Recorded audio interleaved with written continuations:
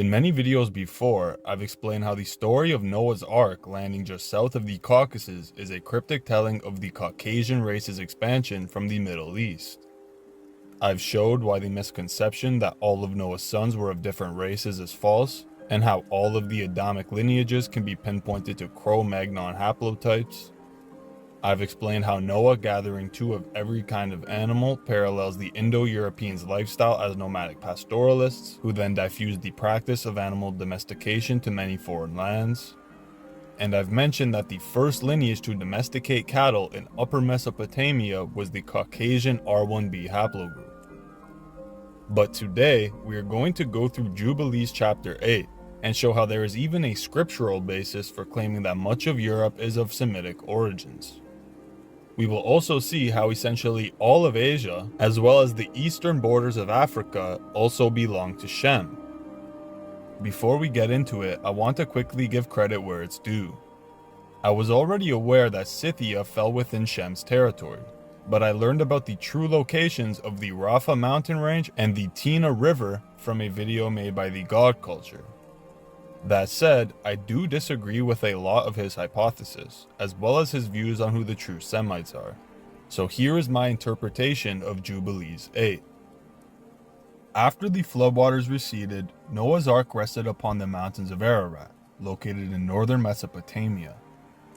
The God Culture would have you believe that they actually landed in the Himalayas, specifically Mount Everest, and he actually makes some good points as to why he believes this.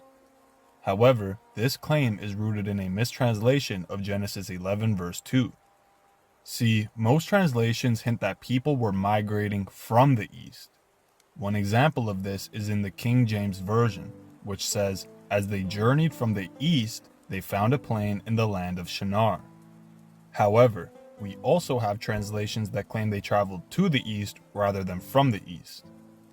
This is seen in the New International Version, New Living Translation, Berean Standard Bible, New American Standard Bible, Amplified Bible, American Standard Version, JPS Tanakh, New English Translation, and the World English Bible. There are also translations such as the Good News Translation, which neither says they came from or migrated to the east, but rather that as they wandered about in the east, they came to a plain in Babylon and settled there. Now, when we look at Strong's Concordance and the original Hebrew terms in this verse, we see that what is translated as to or from the east is actually Mikkedem. Mikkedem can mean many things. For example, for the east, from the east, to the east, eastward, of old, and before, the eternal, etc. So there is no clear and concise answer in the book of Genesis or Strong's Concordance. But we do have the book of Jubilees, and chapter 10 verse 19 reads, "For they departed from the land of Ararat eastward to Shinar. For in his days they built the city and the tower, saying, Go to, let us ascend thereby into heaven." So, Jubilees 10 tells us that the correct translation of Mikkedem in relation to Genesis 11 is not to the east or from the east, but rather eastwards. And that's exactly what we should expect considering the mountains of Ararat are located west of Shinar. See, the God Culture also claims that since it says mountains of Ararat, this could be speaking of any region along the mountain range Ararat belongs to. In order to explain how the Himalayas are a valid identification of the Ark's resting site, he indirectly claims that the Himalayas, Alborz, and Taurus mountain ranges are all connected. However, this is not true. They are in a progressive line, but do not actually connect, and each of these mountain ranges had their own name in antiquity. They would not all be referred to as the mountains of Ararat, as Ararat was an established region just south of the Caucasus and was surrounded by other city-states. Anybody attempting to reference the Himalayas could have easily called them the Indian Mountains, or the mountains east of Elam, or any other name that would avoid confusion. Essentially, I believe it's safe to conclude that Ararat is indeed the resting site of Noah's Ark. but I wouldn't go as far as throwing out the idea that it was on Mount Everest, because it would still corroborate everything I'm going over today, and he does make some very good points. So this is just something to keep in mind, and with that said, let's now move back to the topic at hand. After Noah's Ark landed on the mountains of Ararat, each of his sons were blessed with a land inheritance, and they subsequently branched out to the surrounding regions. People often assume that since Japheth was primarily in Europe, this means all Europeans must be Japhethites. But Noah's land allotment to Shem entirely invalidates this belief. And when we look into the most dominant European haplogroups, we see that they originate in the very region spoken of in Jubilees 8 verse 12. And there came forth on the writing as Shem's lot, the middle of the earth, which he should take as an inheritance for himself and for his sons for the generations of eternity.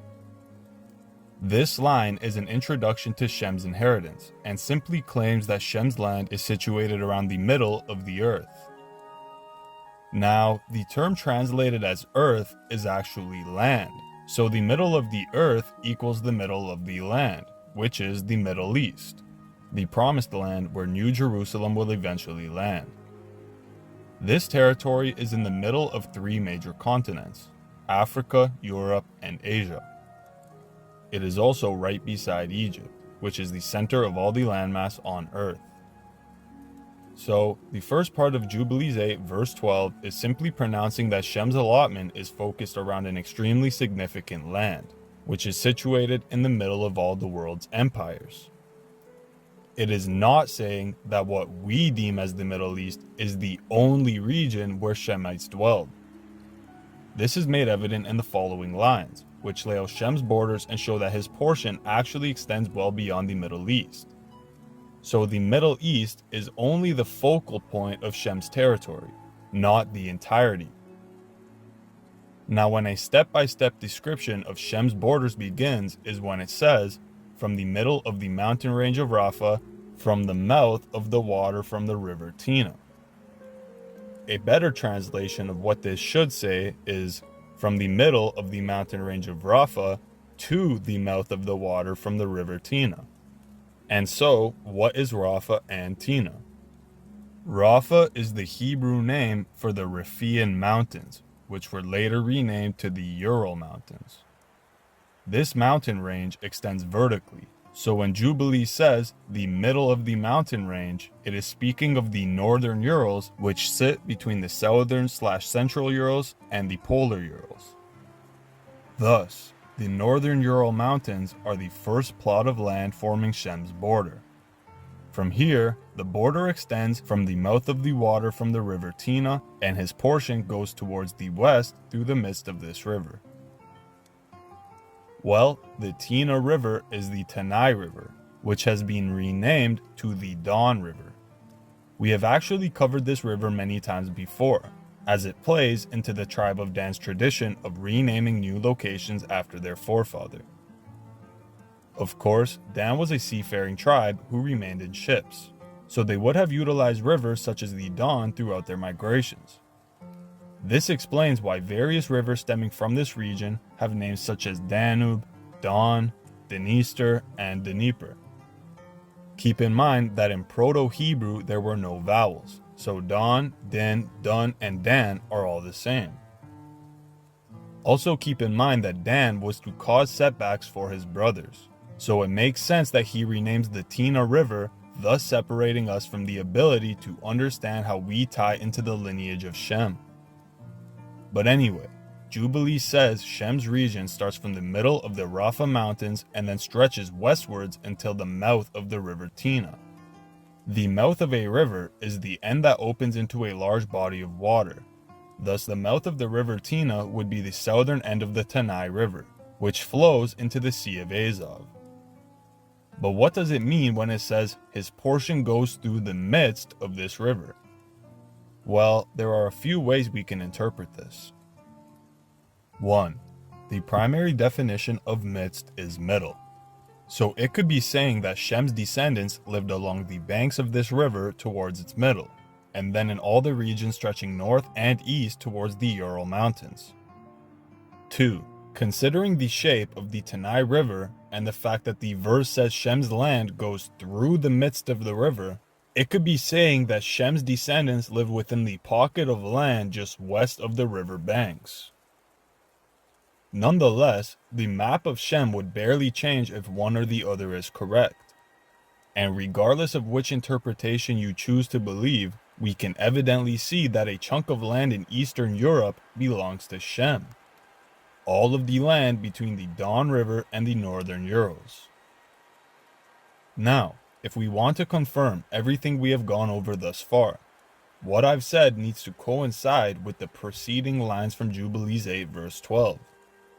The allotment of Shem goes along the Tina River, and it extends till it reaches the water of the abysses, out of which this river goes, and pours its waters into the sea Mayat. And this river flows into the Great Sea. By saying Shem's land extends till it reaches the water of the abysses, this verse is reiterating that his allotment stretches from the Northern Urals to the water that flows down the Don. But what does it mean by water of the abysses? Well, the biblical usage of the term abysses refers to a deep or bottomless chasm, typically a sea. But it says abysses, which is plural. So this is referring to the water that flows down the Don, and then into the Azov, and then into the Black Sea, and then the Mediterranean Sea, which then connects into the Atlantic Ocean. Essentially, the water that flows down the River Don empties out into many abysses. Now consider this as well. The term abyss is typically associated with darkness and the color black. So it's quite coincidental that this body of water is called the Black Sea. Not to mention, the Black Sea is quite deep, at 2,212 meters, as opposed to the Caspian Sea, which is less than half its depth. And most of the Black Sea's coasts ascend rapidly, so a name such as Water of the Abysses fits this river perfectly. Even more proof of this is that the river Tina pours its waters into the Sea Mayat, and it just so happens that the river Don pours its waters into the Sea of Azov, which was originally called the Mayotis Sea. Essentially, Tina becomes Tanai, and Mayat becomes Mayotis. In modern times, these are the Don River and the Sea of Azov. Ultimately, the water that flowed down the Tina emptied out of the Mayotis, and from the Mayotis it went into the Black Sea, and then into the Great Sea, which was the Mediterranean.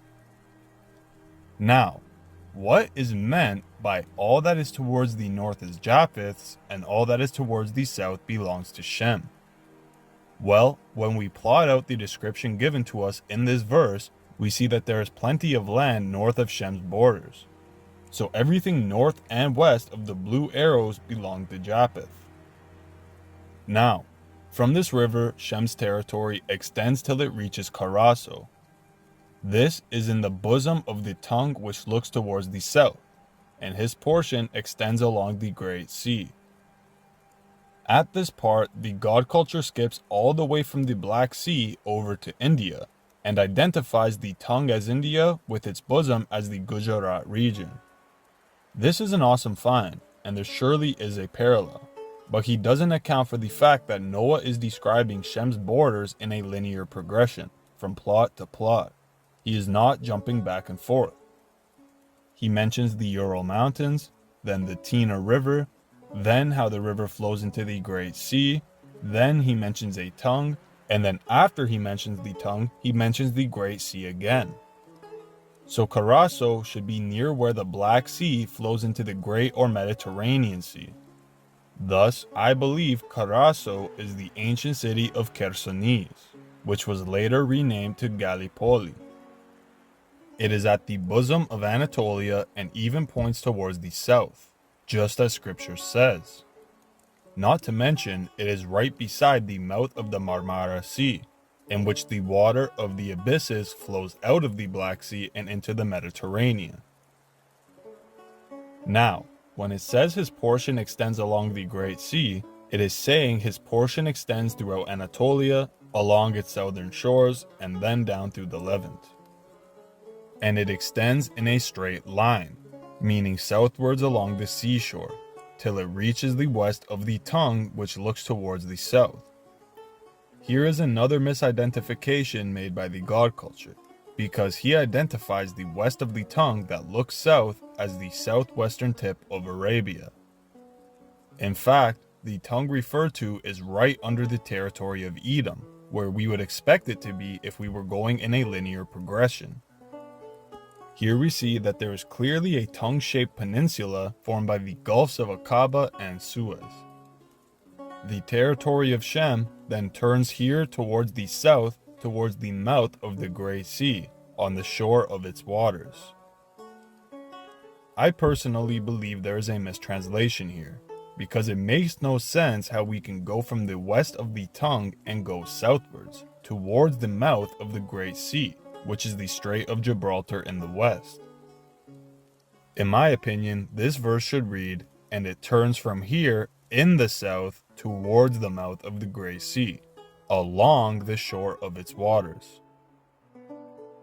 This would mean that Shem's territory goes from the Levant down into the tongue of the Egyptian Sea and then turns back up to the Mediterranean Sea and along its coasts. This would extend to Afra. Now, Afra is the Jubilees name for Africa, but notice that it is not speaking about the entirety of Africa, because it only extends till it reaches the water of the river Gihon, and to the south of the waters of Gihon, to the banks of this river. Now, I was going to cover this in my upcoming video on Genesis 1 to 3, where I show how Adam was not the first hominid. But to quickly explain for the sake of this video, Genesis 2 verse 13 explains that the river Gihon encircles the entire land of Cush. The only river that fulfills this criteria is the Nile River, and I will give more evidence in my upcoming video. For now, just understand that it's the land east and south of the Nile River which is attributed to Shem. The rest of Africa falls under the territory of Ham. But from East Africa it extends even further east, till it reaches the Garden of Eden, to the south thereof, and from the east of the whole of the land of Eden and of the whole east. It turns to the east and it proceeds till it reaches the east of the mountain named Rapha, and it descends to the bank of the mouth of the river Tina. Again, I plan on explaining where the borders of Eden are in my upcoming video, and I don't want to make this upload too lengthy. So for now, I'll just say that the eastern border of the Garden of Eden is the Tigris River. This verse is saying that all the land to the south of Eden, i.e. Arabia, is given to Shem, as well as the whole east. The whole east. And then it turns, or in other words, loops, back up to the mountains called Rapha. Here we have a full loop, stretching from the northern Ural Mountains, to the northern tip of the Don River, to the northwestern tip of Anatolia, all the way down the Nile and then east of it, and then all of Asia circling back up to the mountains called Rapha. Notice it does not say the middle of the mountains called Rapha like it did at first. It just says the mountains called Rapha. This leads me to believe that Shem's land east of the Urals stretches all the way to the north, whereas his western land only goes as far north as the northern Urals. Essentially, this mountain is a border between Shem and Japheth, but only as far north as the Ural Mountains. In a bit, we will see how paternal haplotypes descended from the K parent clade corroborate this speculation. Nonetheless, the major point of this video is driven home by Jubilees 8 verse 21. This verse claims that Shem was given all the mountains of Ararat, and all the region beyond the sea, which is beyond the mountains of Ashur towards the north, a blessed and spacious land, and all that is in it is very good. The mountains north of Ashur are formed by the Taurus, Zagros, and Alborz mountain ranges combined. Well, Jubilees 8 is speaking of the land beyond the sea, which is beyond the mountain ranges to the north of Assyria. And there are two reasons as to why the sea being mentioned is the Black Sea. 1. Looking from Assyria, the Black Sea is in a bit more of a northerly direction than the Caspian Sea. 2. If people were traveling northwards from Assyria, they would take the Tigris River, which flows in the direction of the Black Sea, rather than the Caspian. So it seems most fitting that Jubilees 8 is saying Shem was allotted land north of the Black Sea, in Eastern Europe and Western Asia. Thus, there were certainly Caucasoid Semites living in these regions after the flood. Now, why this verse corroborates my claims that most Europeans are Semitic is because the most prominent paternal haplogroups in Europe all fall within the regions belonging to Shem. As I've been saying, the IJK parent haplogroup are the sons of Noah, with I as Japheth, J as Ham, and K as Shem. So let's look into the clades of K and see if they fall within the land allotted to Shem. First, understand something key. After the Tower of Babel, many of these Semite lineages were scattered and dispersed, so they would not be as present in the regions they were once allotted. Bear this in mind when we go through these Semitic haplotypes, and consider the influx of people from haplotypes such as E1b, G, and J.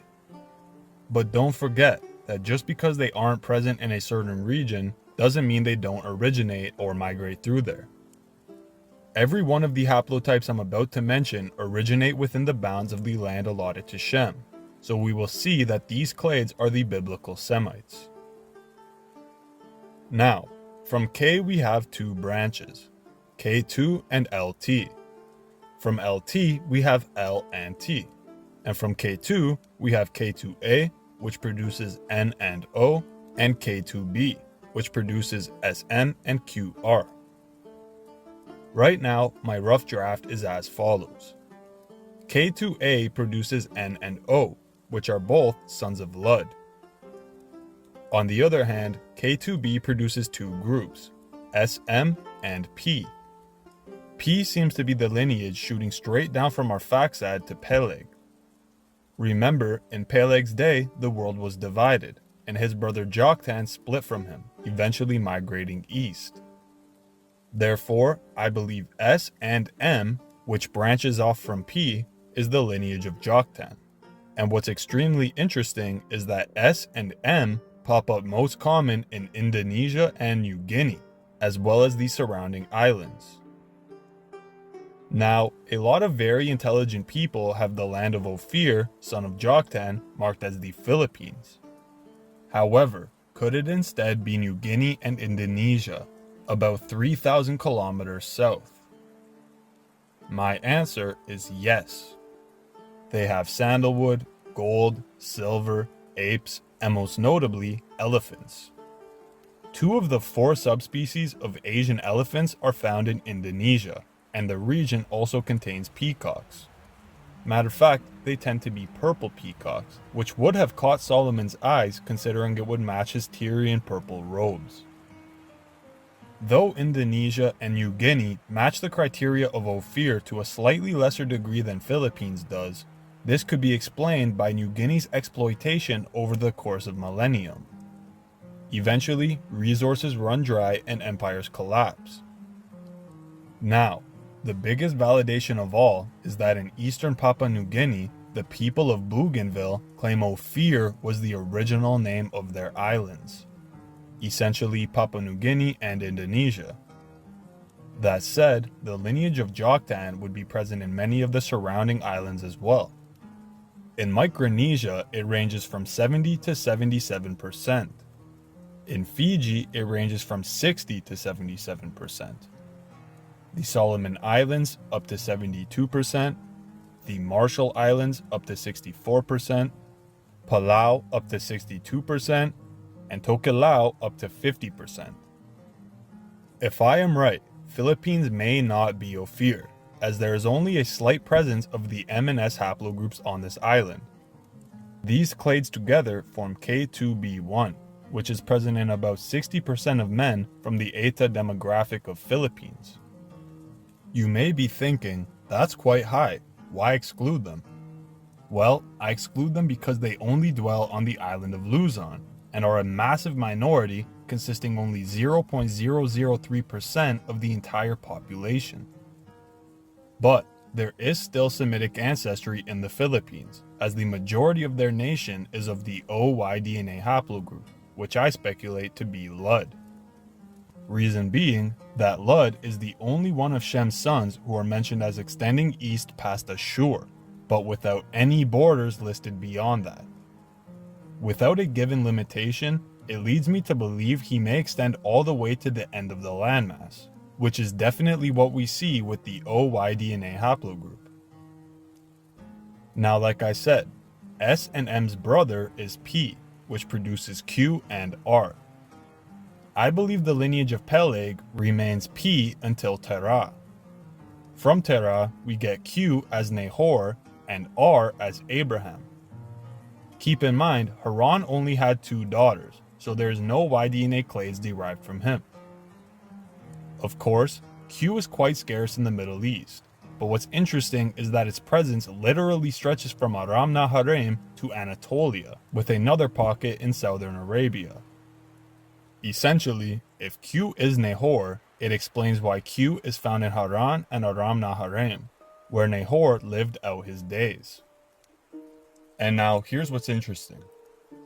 After explaining that Shem's allotment extended along the eastern side of the Nile, Jubilees 8 says it then extends towards the east till it reaches the Garden of Eden, to the south thereof, and from the east of the whole land of Eden and of the whole east. It's easy to misread this and interpret it as if there were a comma after the word Eden, but in actuality there is no comma. So this verse may be saying that Shem's land extends east of both the land of Eden and the whole east. And in that case, how can you possibly go east of the whole east? I believe it's possible that the whole east is speaking of the entire Asian continent, ultimately ending in northeastern Siberia. East of the whole east would be America, which was accessible via the Bering Strait.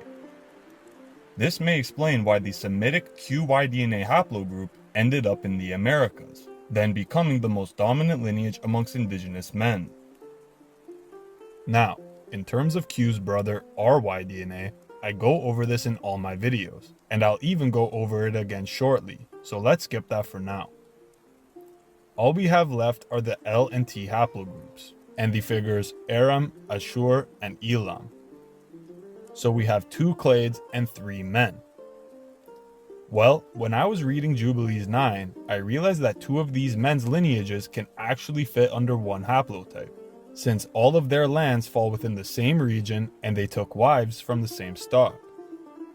These 2 men are Aram and Ashur, and the L haplogroup best matches the territories listed as belonging to them. This leaves the only lineage left as Elam, who would then be the T haplogroup. I originally thought T was Ashur, but what changed my mind is its presence in Arabia and along the Red Sea. Jubilee says the first portion came forth for Elam and his sons, to the east of the river Tigris till it approaches the east, the whole land of India, and on the Red Sea on its coasts, and the waters of Dedan, and all the mountains of Mebri and Elah, and all the land of Susan, and all that is on the side of Farnak to the Red Sea and the river Tina. So, is TY-DNA found east of the Tigris and into India? The answer is yes. Though this clade is sparse, it spreads across the entirety of India, and where it's present, it is predominant. We see it at 56% in parts of western India, 55% in parts of the east, and even higher in the northeast. It's also in Iran, though at a much smaller rate of 13% max. It is also along the Red Sea and on its coasts, where LY DNA is not. Matter of fact, the maximal worldwide frequency for haplogroup T M184 is 100% amongst Dur clan Somali males. It also accounts for approximately 82.4% of Somali male lineages overall in Diri Dawa, Ethiopia.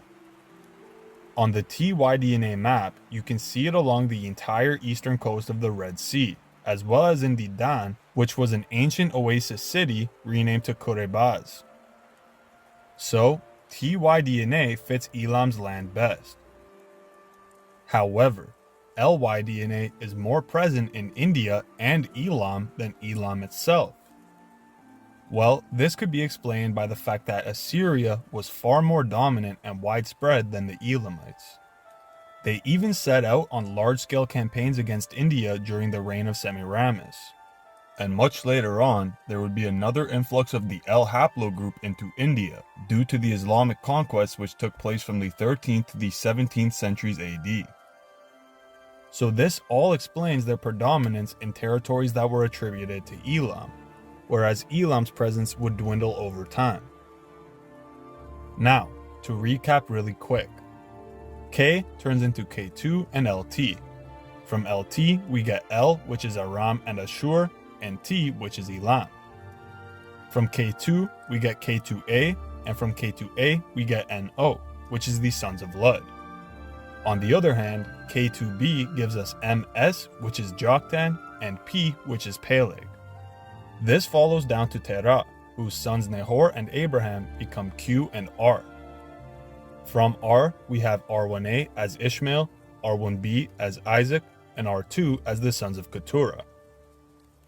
Every single one of these lineages that I just mentioned originate in the land of Shem, and most of them continue to dwell there till this day.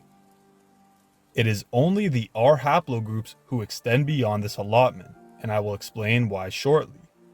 But first, I need to correct something I've been saying for a while now. I tend to refer to all Caucasians as Indo-Europeans, and the Caucasian expansion as the Indo-European expansion. This is because we all either descend from the Indo-Europeans or speak their languages. But in a literal sense, I am wrong. See, the sons of Noah, who were all of the Caucasian race, branch out prior to the Indo-Europeans formation. The later Indo-Europeans were actually an amalgamation of the Abrahamic bloodlines, primarily through Ishmael and Isaac. This means that the Indo-Europeans are Semitic, but they're a later branch of the Semites who gradually diffuse into the very land they were already allotted in Jubilees 8, the region beyond the Black Sea. Now, like I said, Noah's Ark landed in the mountains of Ararat in northern Mesopotamia, and this is the exact region in which the Proto-Indo-Europeans arise. These Proto-Indo-Europeans come to form the Yamnaya culture, who are considered to be the fathers of Europe. That said, their influence stretches far beyond the bounds of Europe and even into the Americas, Africa, and Asia. Haplotypes derived from the Yamnaya exist in all continents, and about 46% of humans on Earth speak an Indo-European dialect as their first language. The Yamnaya's haplotypes were predominantly clades of the R1A and R1B haplogroups. Of course, I've speculated in multiple videos before that R1A is Ishmael and R1B is Isaac. Keep in mind that the blessing of being fruitful and as numerous as the dust of the earth is only ever attributed to Semitic lineages. For example, Abraham, Ishmael, Isaac, Israel, and Joseph. This blessing is evidently reserved for the Abrahamic bloodlines. So it is no coincidence that the fulfillment of these promises is best attested to by the reach of Indo-European languages and genetics. Now, while the Indo-Europeans originate south of the Caucasus, the formation of a distinct culture begins after they migrate north of the Caucasus between the Black and Caspian Seas.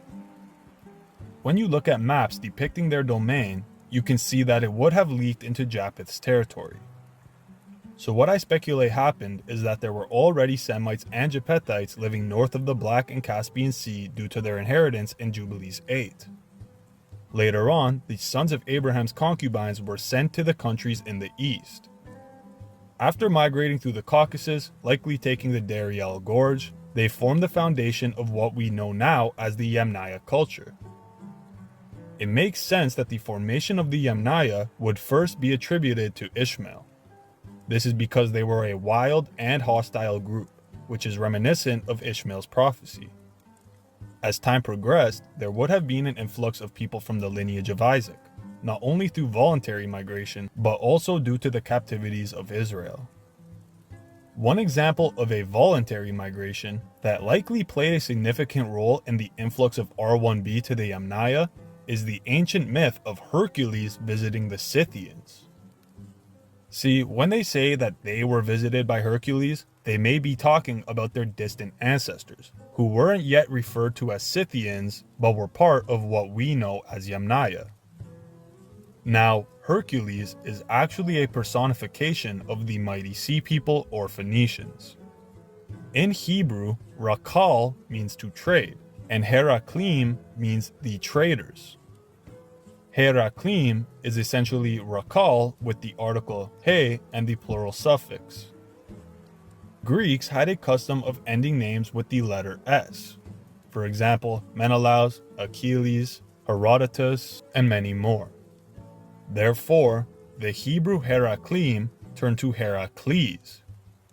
This turned to Hercules. And when Scythians claimed they were once visited by Hercules, what likely happened is that a group of Phoenicians had migrated into Scythia.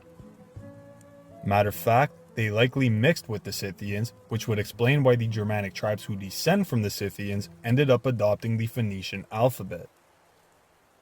Germanic runes are extremely similar to Phoenician letters, and they therefore resemble Proto-Hebrew, since the Hebrew alphabet is also based on Phoenician. Keep in mind that by the time of the Scythians, these Phoenicians were predominantly Israelite, and not the Proto-Phoenician Canaanites.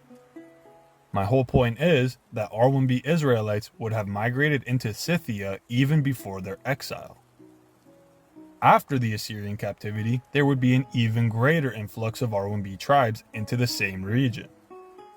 It is then that the Yamnaya become known as the Saka or Sakesuni or Scyths or Saxons or Saxons. This is because of the promise to Abraham in Genesis 21 verse 12. For in Isaac shall thy seed be named. First of all, Saka comes from Isaka. Secondly, Sakesuni means sons of Saka, so that can be rendered as sons of Isaac. Third, Scyths is etymologically related to Saka, but actually means tent dwellers. Well, in Genesis 9 verse 27, Shem is said to live in tents. Even further, it says Japheth will tag along his migrations and dwell in his tents. So this explains why the Yamnaya branch out into Japheth's territory and even come to rule over it. And now keep in mind, Ishmael is the seed of Abraham as well.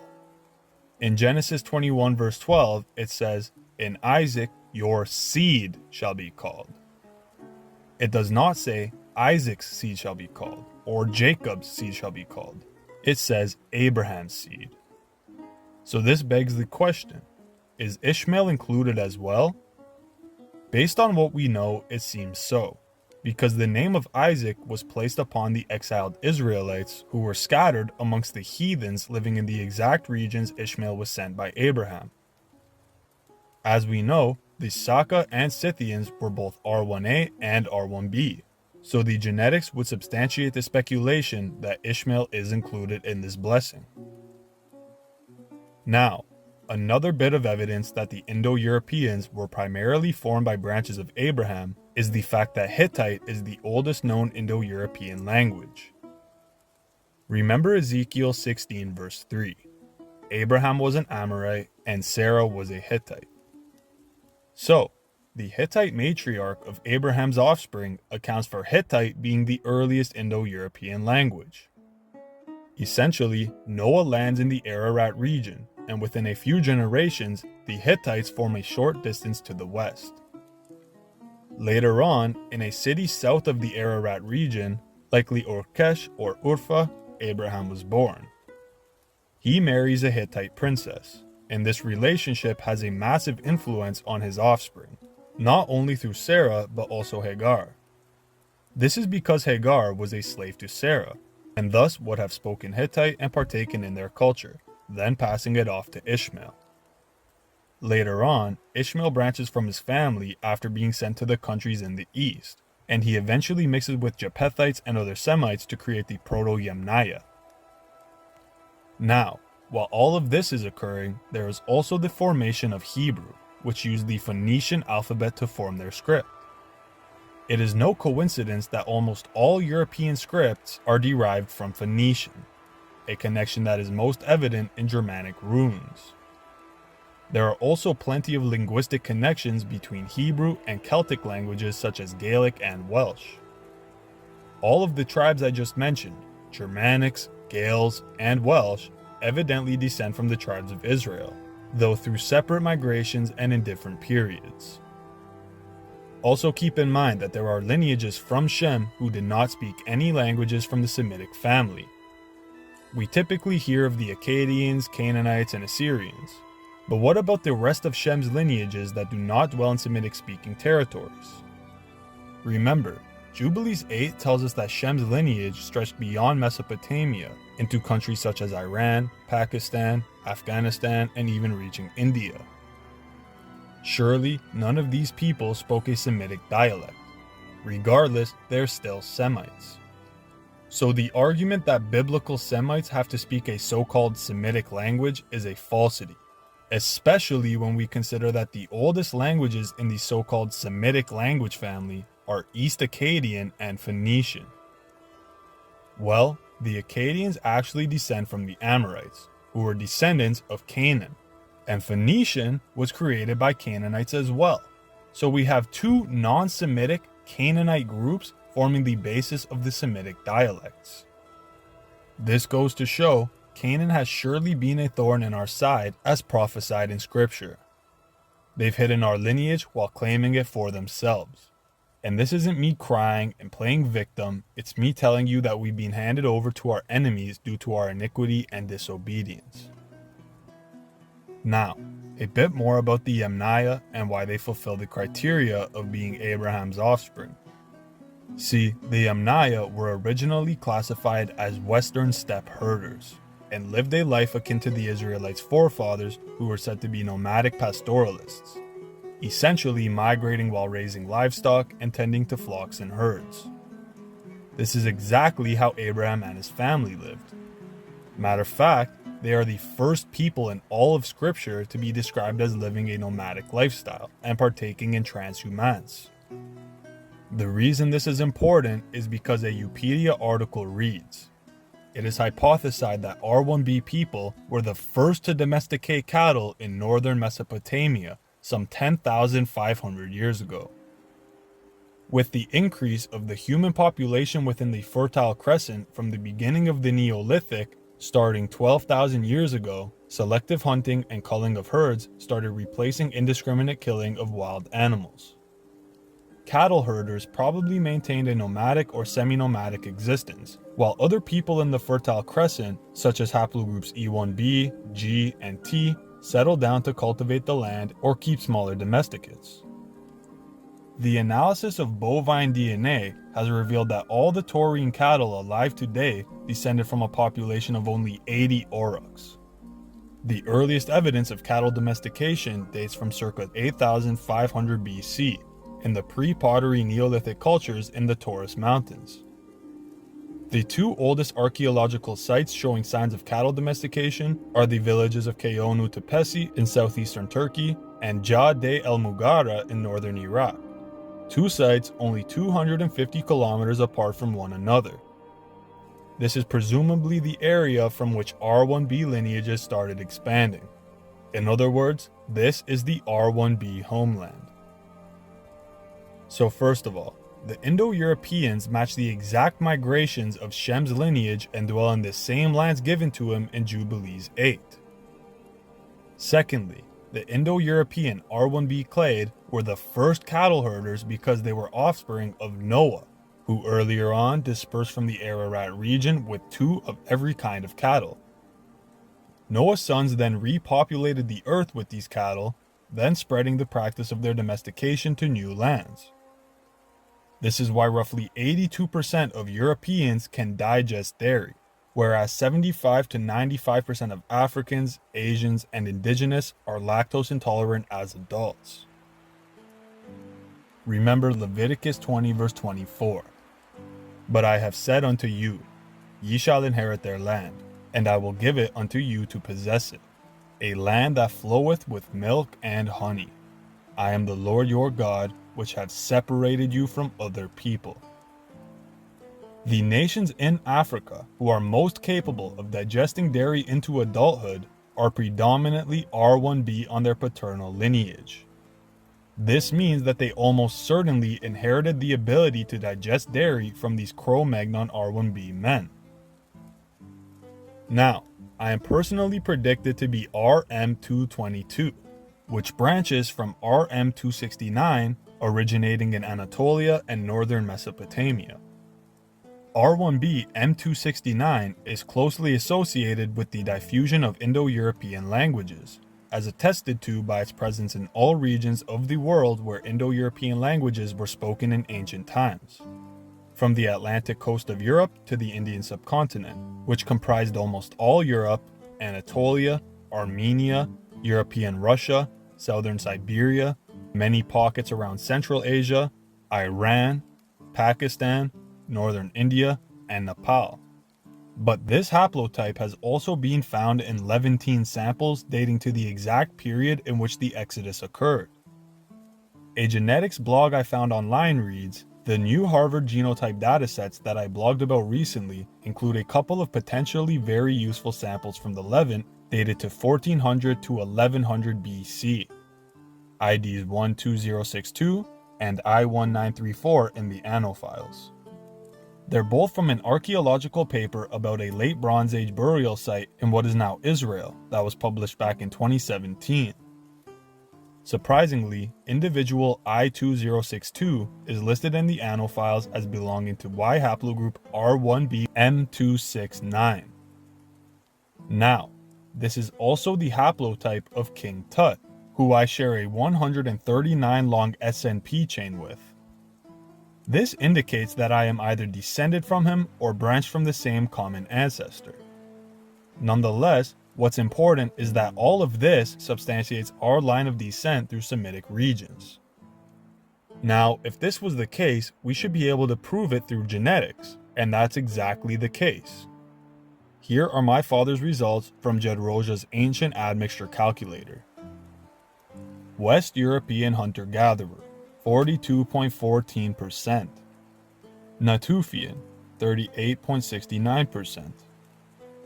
North Eurasian, 16.42%.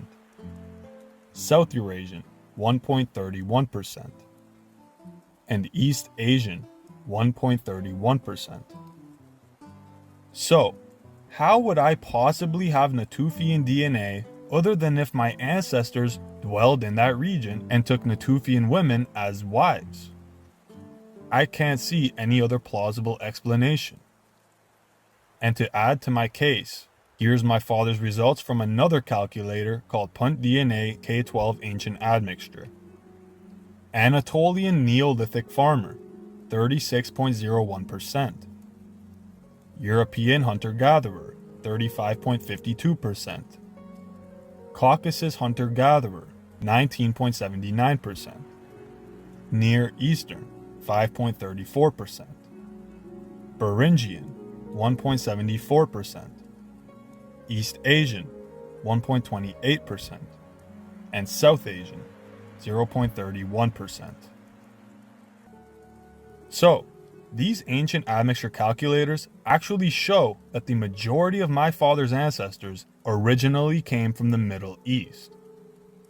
Both Anatolia, the Caucasus, and the Near East all fall within the classification of West Asia, which is another term for the Middle East.